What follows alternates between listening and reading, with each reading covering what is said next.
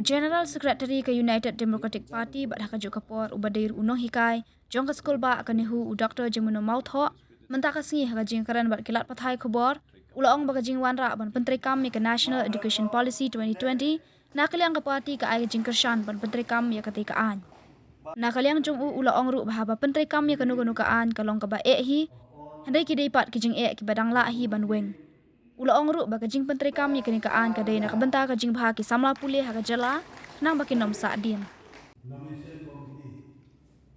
behind, no? I think NEP has to roll.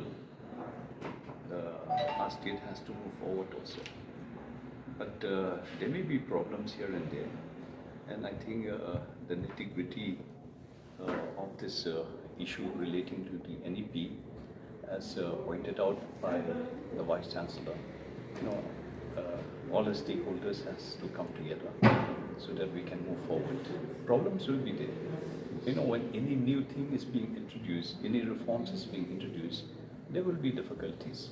But we have to move ahead. We cannot lag behind. NEP has to be implemented.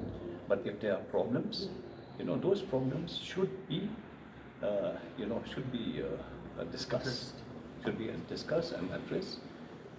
How do we resolve those issues, faced by the colleges and other stakeholders.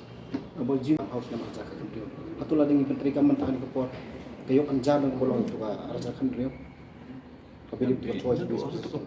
Choice based credit system like itu lah di man Pyntreikam dia kena hak NEP ru lalong ni kutai. Kelayan ini dah dua hi. Kemudian boong ba ban kabatmai. Di kasyong ba mangigim dai ban suki pelat ban le ke ke state. Nomor latangi kuah ini ban kentiu ya kan ke education sector ke state ke jungi ni hab ban ngacak mat kemau momentan kijing ke don ni mo lara kawan kanu ke jing kelah ban kelah ke reform kita jing ni kita lak te ban ni lak ban overcome ni ban address kan kita angta ban jing ni ban persiap overcome jadi katakan kamu pada bahkan ke NEP mentah kaya tak koi ke ayo no kamu tak tahu